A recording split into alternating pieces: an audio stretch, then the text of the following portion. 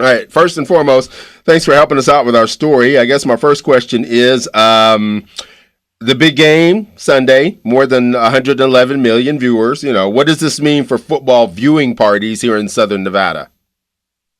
Well, here in Southern Nevada, obviously, being in Las Vegas, we're already a big party city. You know what I mean? So there's going to be a lot of drinking and stuff like that, to celebrate and watch the game. And I think one of the major things is people definitely got to be safe out there. Hey, Chris, is it difficult to create how can I put this, a good environment to watch a game when you have a friend or loved ones who, are in recovery? I don't think so. I think a lot of this it comes down to the person who is in recovery. I think as a good host, if you're hosting the party, make sure that you're checking in on them, seeing if they're okay. Obviously, don't pressure them into indulging. That's probably one of the biggest mistakes people make is that they don't really understand what being in sobriety is like, and they're like, "Oh, come on, you could just have one," and that can turn real bad real quick.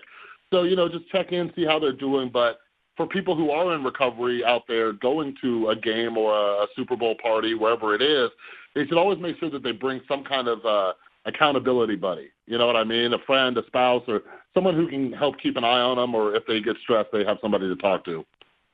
Hey, Chris, is it difficult being, if you're addicted or even if you're recovering, is it hard to enjoy something like what we're going to have Sunday? Heck no. I think that's one of the biggest misconceptions about getting sober. You know what I mean? Like, a lot of people, before they get clean and sober, they think, oh, how am I going to have fun? Like, I've been clean 5.5 years, no drinks, no drugs, and I have a blast all the time. So, yeah, you just go there, you enjoy yourself, you interact with people, and, just another great Super Bowl. How big a problem is addiction here in Southern Nevada? Addiction, it's a big problem. It's a big problem everywhere.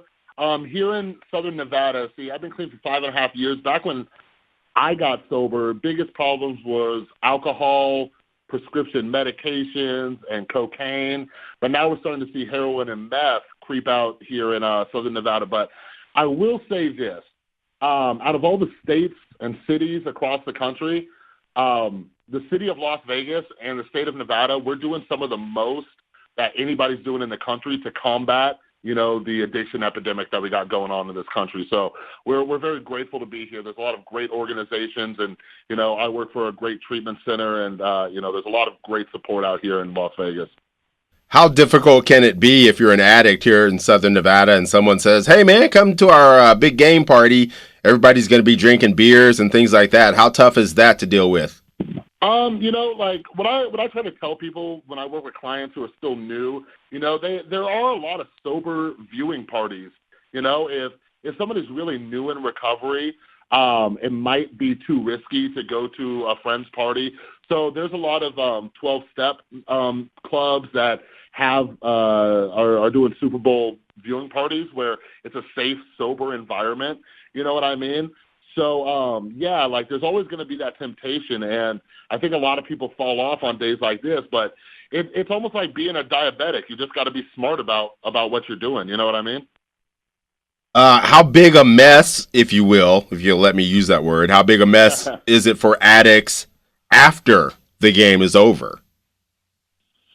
Well, how difficult is it, if you're an addict after the game is over? That's an interesting question. There's a lot of people, if I'm understanding correctly, there's a lot of people who get very emotionally tied to games. That can be a difficult one. You know what I mean? That's one of the reasons why it's good to be around a support group and stuff like that. Like, addicts and alcoholics will drink or use over anything: anger, happiness, sadness, loneliness, whatever the case may be. But a lot of recovery, I'd say 90% of recovery is about having a good, solid support group. Yeah, but you know this as well as I do, Chris. It can be tough if you're if you're an addict. People have these drinking games and things like that, right? Yeah. No, absolutely. And that's where you gotta be smart about it. Like, to be honest with you, as somebody who's sober now, like, once you get sober, it's not really the best. And I have no problems with people who drink and party and stuff. Like, I'm jealous of them. But once you get sober, you kind of realize, like, I don't like being around a bunch of drunk people. You know what I mean? And it gets to a point where, take off after the game. My biggest suggestion I give to anybody who's trying to stay sober during the Super Bowl, like, have a game plan, have an exit plan. Like, okay, after the game, I'm going to stay for 30 minutes and then I'm going to leave. Like, when we leave that door open and we don't know what our exit plan is, that's when something can go bad. You know what I mean? So I think to have a good exit plan is the best way to go about it. Hey, tell me about the top list of sober eats and drinks for the big game. I understand you put a Yeah. list together. Yeah, absolutely. We put this list together.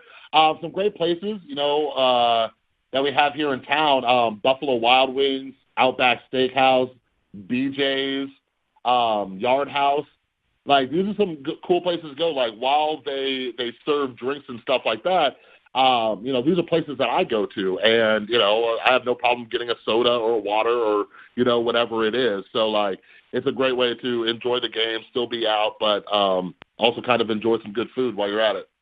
Now you've been clean 5 years, but before the 5 years, when you lived here, here in Vegas, watch a game or whatever, how tough was it for you, when weekends like this? Well, like, that's part of the insanity of the disease. Like, when we're in it, it's one of the best days of the year, because what happens is that we kind of were able to disguise ourselves because everybody's doing it. You know what I mean? The real problem is when it's Tuesday night and we're getting completely wasted and nobody's around. We're doing it by ourselves. So this is kind of where addicts and alcoholics, they kind of they come out, but it blends in with everybody. You know what I mean? So that's why it's important for people to kind of know and keep an eye on people and realize if somebody's drinking too much or starting to have issues in their life because of their drinking. Right on, right on. You're good, man. I'm Yeah. out of questions. Did I miss anything? No, man, that was